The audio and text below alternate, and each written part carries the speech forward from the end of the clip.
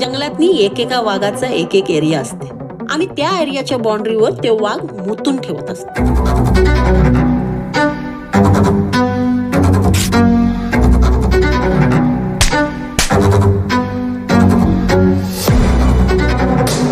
उद्या तुझ्या बातमीचा खोडेपणा समोर आला ना तर तू प्रॉब्लेम मध्ये पडशील.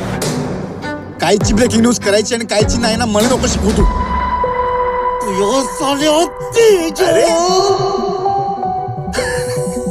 काहून रे, भीती वाटा लागली का तुले?